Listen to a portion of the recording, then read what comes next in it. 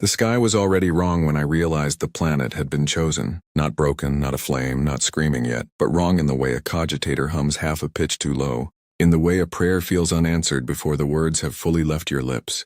I stood on the upper transit causeway of Hive Pelion, watching cloud banks coil and uncoil as if the atmosphere itself had begun to breathe with someone else's lungs. The air tasted faintly metallic, not the sharp tang of promethium exhaust or manufacturum ash, but something organic like old blood diluted in rainwater.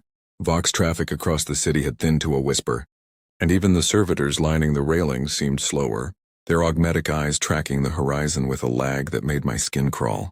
Terra felt impossibly distant in that moment, a myth recited by administratum clerks, while the Imperium around me felt small, brittle, and suddenly edible. Before the alarms could find their voice, before the priests could raise their incense burners and declare that faith alone would see us through, I felt the need to speak to you directly, listener to this memory, witness to these last hours. If you find value in standing here beside me, if this descent into the final days of Pelion draws you closer to the vast, uncaring truth of the galaxy, then mark this chronicle so it does not vanish into the void. Lend it your acknowledgement.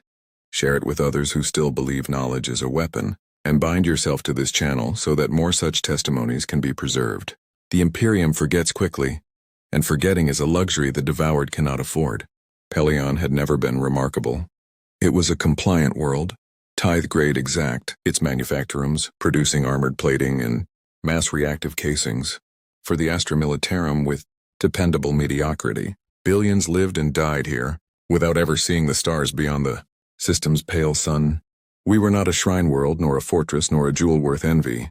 Perhaps that was why the choice felt so obscene. The first official sign came as an astropathic scream that burned out 3 sanctioned psychers and left the 4th gibbering. Prayers to an emperor he could no longer sense. The message itself was fragmentary, warped by empiric interference, but the meaning was unmistakable. A shadow in the warp, a hunger vast enough to smother the Astronomicons, light at the edges. A Tyranid splinter fleet, its designation lost to static, altering course toward us with the inevitability of gravity. The days that followed were measured not by clocks, but by denials. The planetary governor assured us that the Imperial Navy would intercept the threat long before it reached the system. The adeptus mechanicus released statements about enhanced void shield readiness and emergency data slate protocols. Their Skitarii patrols marching in. Perfect silence through habstacks that reeked of fear sweat and recycled air. The Ministorum filled plazas with sermons that spoke of glorious martyrdom and the Emperor's eternal vigilance, their vox grills amplifying, voices that cracked under the weight of their own certainty. Yet beneath it all, the wrongness in the sky deepened. Stars dimmed not from cloud cover, but from something unseen drifting between us and the void, blotting out light with a patient, predatory calm. On the 12th day after first contact, the void went quiet. Orbital Auspex stations reported mass signatures, so dense they bent readings into nonsense. And then those stations stopped reporting altogether. We watched through magnoculars as pinpricks of light flared and vanished. Above the atmosphere, the last gasps of defense platforms firing themselves into extinction. There was no triumphant barrage from the Imperial Navy, no sign of salvation descending from the heavens. Only the shadow, now visible even to the unaugmented eye, a bruised smear across the firmament that seemed to pulse in time, with a heartbeat too vast to comprehend. The children noticed it first. They always do. They stopped playing, stopped crying, and stared upward with the unnerving stillness of prey sensing a predator it cannot escape. When the first spores fell, they did not announce themselves with fire.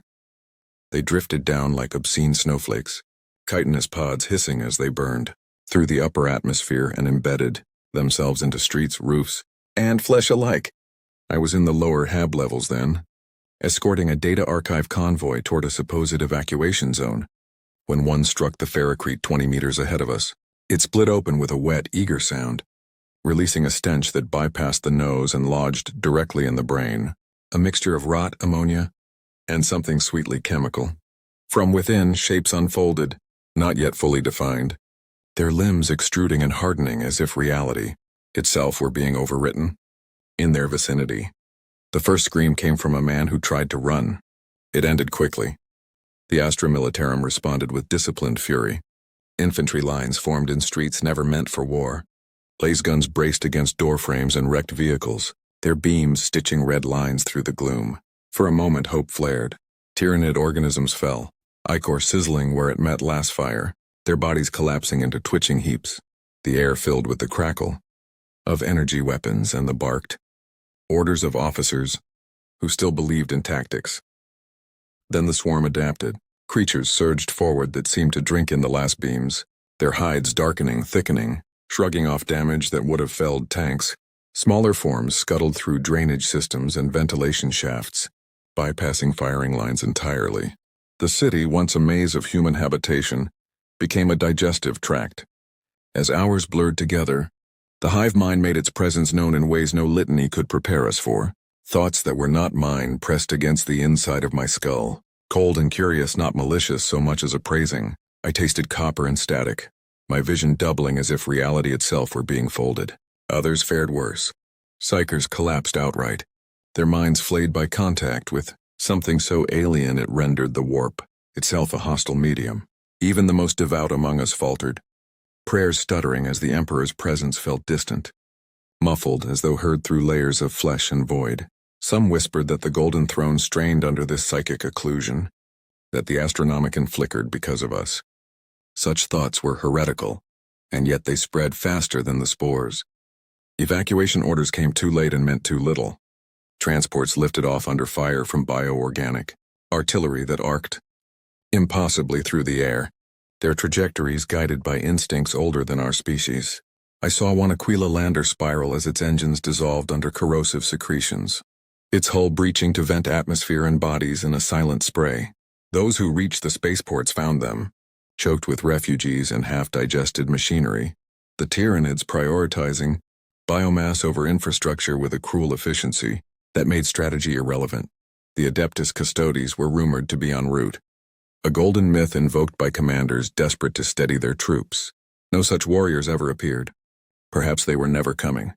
Perhaps Pelion was never worth their footsteps. In the final hours, the planet itself began to die. Tectonic tremors rippled as bioforms burrowed deep, seeking mineral nutrients and geothermal energy. Oceans frothed as capillary towers rose from the depths, siphoning life from water as easily as from land. The sky darkened completely, not with smoke, but with living vessels blotting out the sun. I retreated to the Archivum Sanctum, a reinforced vault designed to outlast riots and data theft, not annihilation. Around me, data slates flickered with last messages from across the globe, each one a small, desperate assertion of existence. I recorded them all, my hands shaking as the walls began to vibrate with a low, resonant hum that set my teeth on edge. There came a moment, brief and terrible, when the fighting stopped. Not because one side had won, but because resistance had become meaningless. The swarm paused, consolidating as if savoring the anticipation.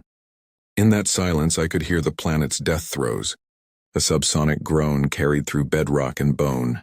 I wondered then if the Emperor could see us, if our final stand registered as anything more than a statistical loss in the endless calculus of survival. Some say he is becoming something else, that fragments of his will watch over distant facilities or lost souls.